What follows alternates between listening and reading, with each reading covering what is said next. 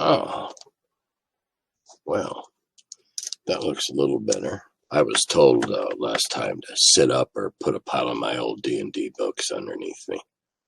So welcome to my cellar. This is going to be a little herky-jerky tonight because I'm still only very partially back up. My computer crashed at the beginning of the week, and I just got it back this afternoon. And I got YouTube running, and I got Facebook up and Train Station, the important stuff, but I have nothing else. And so I have backup external hard drives. I just don't know how to get into them yet. So I'm waiting for my IT guy to get with me. So in the meantime, I'm going to do this. What a pain in the ass. I didn't realize how many hours I spent every night in sitting in front of this thing after my wife and I got done watching television. But I do now. So several things to talk about. And like I said, this is going to be a little herky-jerky because my printer's not up yet. And I don't have any programs. All my stuff, I got to get my mirror back on so I can, do stuff like Windows or Word and things like that and get back to work. Another thing I can't do is work, and that's got me really flummoxed. All right. All right. General topic tonight, the first one I want to deal with. And that is there's been some feedback on this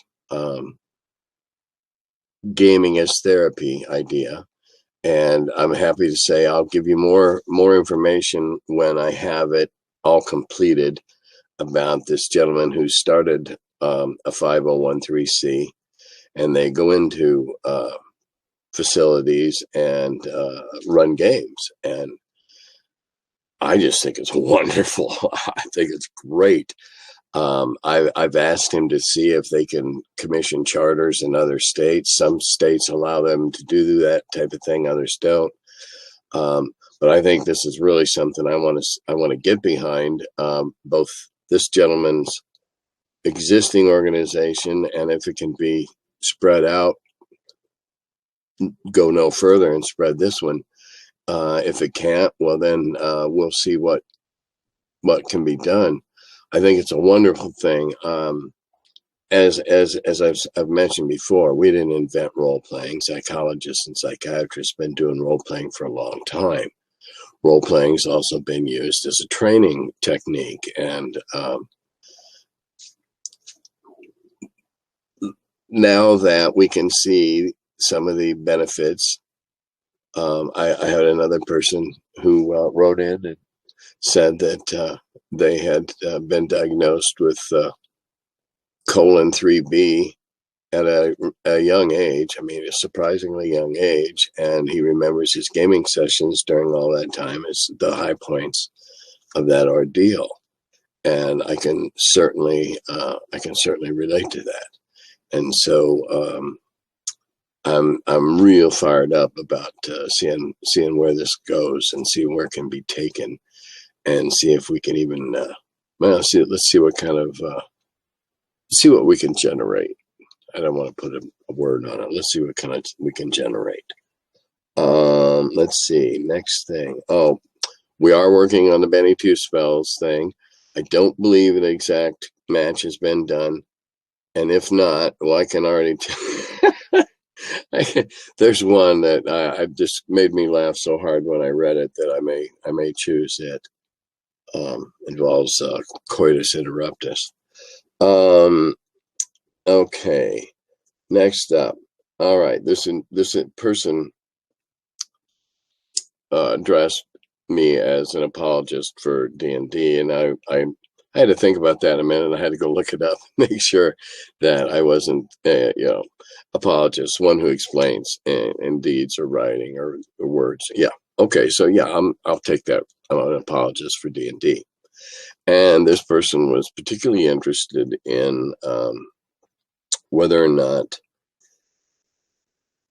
wanted to know in the earliest days whether or not there had been any influence that I knew of with anything occult or Freemasonry or anything like that. And what I can tell you of what I know personally, I would have been very surprised if any of the guys in Dave's circle were Freemasons. But hey, I don't know the secret handshakes and signs either. I know Gary was not. Gary was a Jehovah's Witness, and they were anti-organizations of all those kinds of stuff. Dave wasn't, and I know none of the guys that played in Gary's early groups and the early gamers that came down. I'm not aware of any of them being Masons. None of them had a preternatural interest in the occult or black magic or anything. We took a lot of stuff at the beginning, and it's still a controversy, and I can understand that. But what we tried to do with that game, let's see if I can make this even a little better, huh? Oh, there we go. What we tried to do with that game, what we tried to present in those early days was all the elements of a bedtime story, of a fairy tale. What's every fairy tale got? They got good guys. They got obstacles to overcome, which might be bad guys. There's something to be rescued, or someone to be rescued.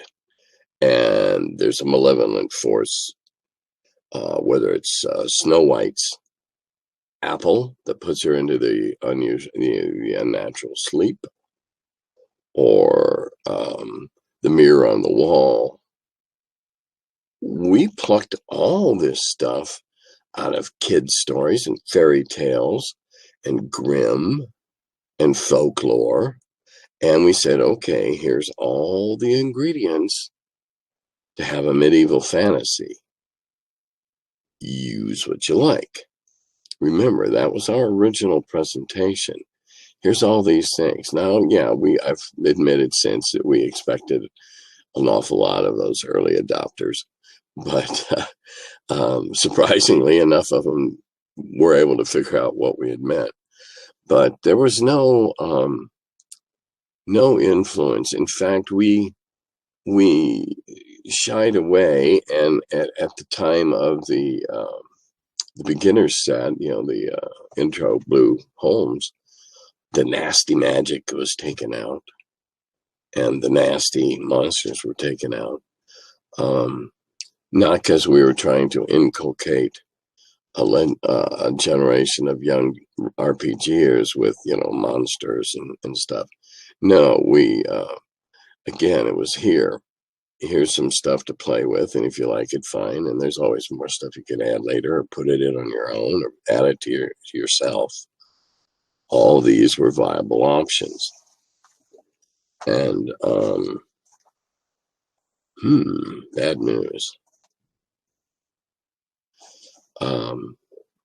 I seem to have left my vape. Well, maybe one of these still has a battery in it. These things were here they are. It's like a buffet. Okay, you don't like dwarves, you don't have dwarves in your game. You don't like elves, you don't have. If you love orcs and dwells, and you're all into Tolkien, well, then your game is loaded with hobbits and orcs and elves and dwarves and ents and things, and that's fine, because that's what we told everybody at the beginning. Here's this buffet, take it together. So there was no no occult special, no one that I knew of was into the occult.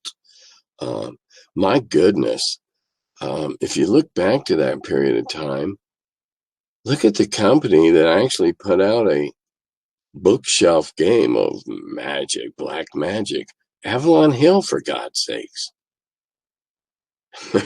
If there were Freemasons running any company, I'd have looked at Monarch Press. not a bunch of guys in the Midwest who were playing miniatures games. So no, try to assure your friends that are interested in playing, but number one, I'm kind of baffled by how many people still hold that shibboleth about demonism and black magic. If only, here's the thing. If it were true, do you don't think that Gary and I and Dave and Rob and Terry and Brian, all of us would be rich as shit living somewhere from all the gold that we produced through magic? There you go. All right.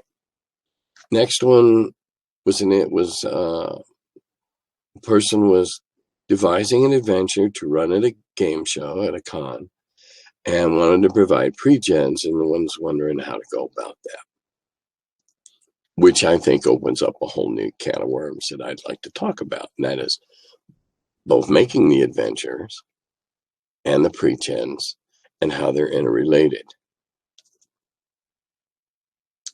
When I write adventures, and I've written a few, and I have several more that will be published over the next year and a half through Old Guard Games.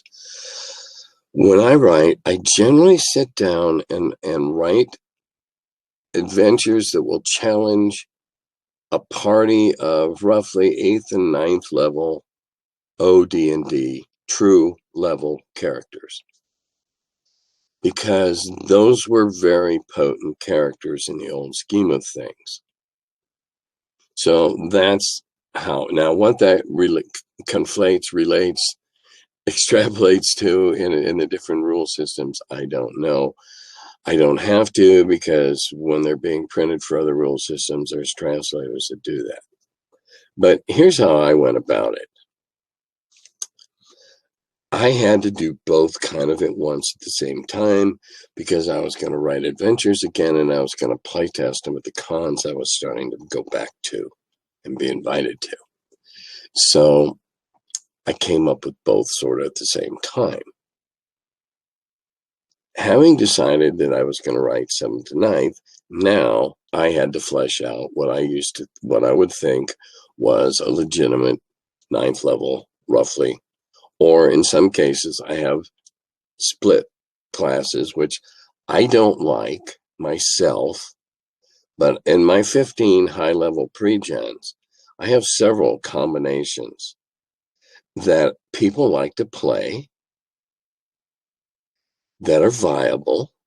And just because I don't like an elf who's half fighter and half magic user, I know people like to play those. So in my pre-gens, I came up with 15 player characters that I felt people would want to fight over. No, I want to be him. I want to be her. And I use the word him simply because I'm old school, and almost all the names of the pre-gens that I've done can go either way. And I encourage, when I do have ladies at the table, females, girls, what word do I get in trouble for not using or for using? I tell them, call them whatever you like. It's just how I reference them, because I have all of their pertinent information on my own chart. I know all their saving throws. I know all their hit points at the beginning going in. I know what their damage ranges are and all that. So I can, I can speed the game up. So having said that, how do you flesh out? Okay, if you're writing a con game for 5th levels, or ninth levels. The process is the same. Ninth levels is more difficult because I looked at it as, okay, I'm going to make up these 15 NPCs. And I did it by type, both racially and skill set wise. And then, being me, I named them all. And having named them, I then felt compelled to write a backstory for all of them. So each of them have just about a full page backstory. And in the imagining of that backstory, they became equipped from things they've done in the past. So I'll just give you a few examples. I don't want to bore anybody to tears. Every group needs a meat sack. I've got Scorianus and a human lord. He's 58 hit points base. During his course of his life and becoming this tough ass dude, he's acquired a chain shirt that's +1. He's got a coif that's also, as you know, his net armor class, between his chain shirt and coif and his shield and his helm, he has a helm of insight. His net armor class is 2. Now this is a 9 down. That's really, he's a meat sack. Carries a long sword that +3 to hit, +3 to damage, and a dagger with the same damages. His Thaco is 13 with the one and 10 with the other. 6 times a day, this helmet allows him to see invisible for 6 turns at a time. Once a day, it can let him read languages. But if he tries to read languages, he has to make his saving throw versus wands, or he's confused for 6 to 12 turns. So he's got a neat helmet most of the time. And then he carries a bunch of potions. And he's a pretty tough dude. He's got some nice gear that he's won by the sweat of his brow. Then there's Quicksilver Harry, the 9th level human thief, who has amassed amazingly 29 hit points. And with his leather, his enchanted leather armor and the feathery cloak that he found, he can get his net armor class down to 3. With 29 hit points, he better. He's got a saber that's extremely fine manufacture and makes it more likely to hit. He carries a pair of daggers, bunch of throwing knives, and he has proficiencies in them. In his magic armor, he makes no noise, and his cloak of feathers blends into any background. And then he has some potions and a ring of healing that is good for 1/3 of a hit point per turn. He has a skeleton's key, which being a thief, as you can imagine. And he has a carnelian beetle, which is a little thing he found that every once in a while he can make it become a giant flying beetle, carrying a person at 4 times regular speed. And the beetle has an armor class of 0. So these are things he acquired along the way in his thieving. I have an elf warlock. Okay. 28 hit points. Because he's an elf, he's able to wear stuff that a human can't wear. He has a hand crossbow of speed. He can throw 2 4th level spells and ring of defense, bracers of speed, and he can throw. He's got something that allows him to throw cloud kill twice a day. Beowulf Iron Tree, Dwarf meat sack. Dwarf superhero, 47 hit points. I never agreed with that. But you see where I'm going here. The pre-gens should match the challenge level of the adventure. The pre-gens should be equipped in a rational manner. Okay, here I've got a halfling that's a part fighter and part thief. It's got 39 points. He has a chime of closing. Doesn't open anything, but it'll keep anything you want closed, which is handy if you're running for something and there's a door. The point being, there's many ways to go about this in a particular adventure. If you want to say, okay, these are the guys, these are the hit points. Now, these are the roughly the hit points that they possess. Sorry, I dropped my glasses. I may need them later. And these are the hit points they possess. Now, how can I take them away from them? How can I inflict damage? We used to have a real old rule of thumb of taking a hit dice. And if you've got 54 hit dice of adventurers, then there ought to be at least 250 or 300 hit dice worth of obstacles. 4 to 1, 5 to 1. Not all at once. And maybe not that many, depending upon how tough they are. But if they're low hit dice, a bunch of them. If they're high hit dice, no. But hit dice is a way to look at a rough balance. You can't account for the player's intuition and guesswork. So you do the best you can. The best hidden, sneakiest plan you ever came up with is just as liable to unravel in a moment as it is to stump them. When I'm freewheeling in the Wheel of Blame game that I do, because I only do 2 kinds of games now.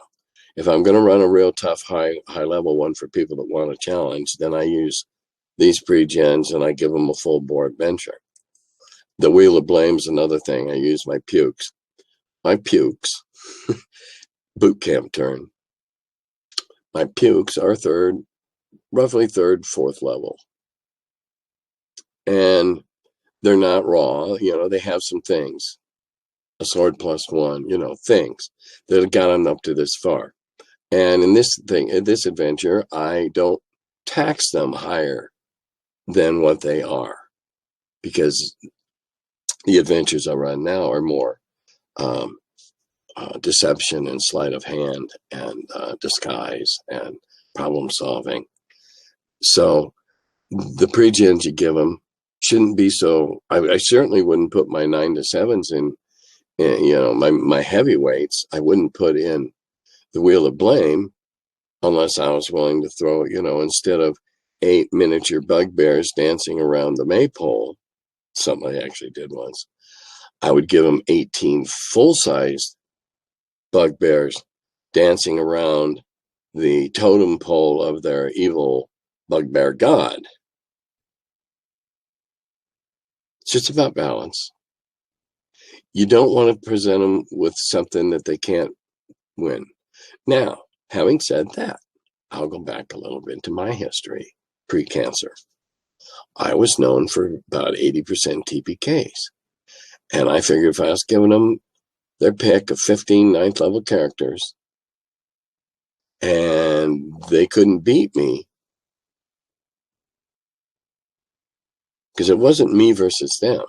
I was giving them the adventures that I had written that I felt were challenging. Now, at conventions, as we all know, nobody plays like they would at home. But I think that most of what I write is roughly along that level. Now, that's the way I write them. How they're going to end up coming out for other editions, you'll have to talk to my publishers. I don't know. I don't care. I'm more interested in the story than I am the actual execution. I'm more interested in posing the puzzles and setting up the obstacles and weaving the mystery and then sitting back and let people wander through it. All right, let's see. Oh God, I buried my notes. Okay, what else do I have? Oh, all right. on a last note, somebody asked me, and I think it was half tongue-in-cheek, but I'm going to give it a straight answer. If I really could, this was in regard to the malediction that I laid down on the person that stole my glasses. In real life, if I could, would I really do something like that? Yes, I absolutely would. Because stealing is vile.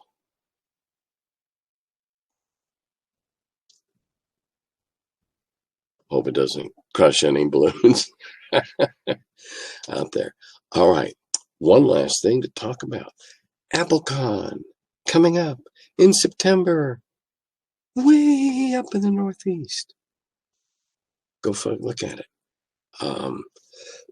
They just advertised that, true enough, I'm going to bring Scythe to AppleCon and teach people how to play it. Because I think it's a super neat board game. And what they haven't announced yet, but I'm also going to do, is I'm bringing Escape from Dulce to AppleCon. I'm going to teach people how to play it. Because I think it's a super neat board game. Whereas Scythe is a board game where you just play your own personality against everybody else, and whether or not you keep deals or not is up to you. Escape from Dulce is a role-playing game on a board. You're given pre-gens. And they have certain abilities and that, and then how you play them after that is totally up to you. It's a cooperative game. No way in hell you're going to get out on your own. So everybody's got to stick together. And you don't know who's... Anyway, I'm going to be doing that there. And then I understand there's going to be a dinner at my buddy, at my shipmate's barn and house. And my wife and I are looking forward to that. We're looking forward to coming out. I'm looking forward to meeting a whole bunch of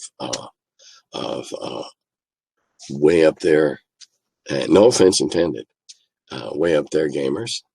And I'm really looking forward to seeing some of the country up there. So I'm hoping that when we have to make our connection, the second plane is smaller so we fly lower. But my luck, it'll be cloudy. It will be just above it. In any event, that's about it until next time. Hopefully by next week, I'll have my emails back, which I can't even access my emails right now. So, I can't even access my bank account. Hopefully by the end of the weekend, I'll have all this crap cleared up. In the meantime, I'll simply say, Dodata Govi.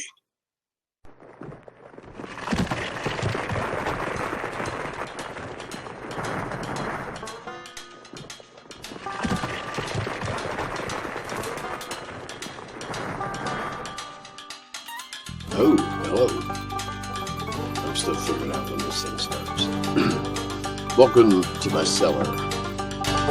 He's the curmudgeon who wrote about the dungeons. Now he's the feller, live from the cellar.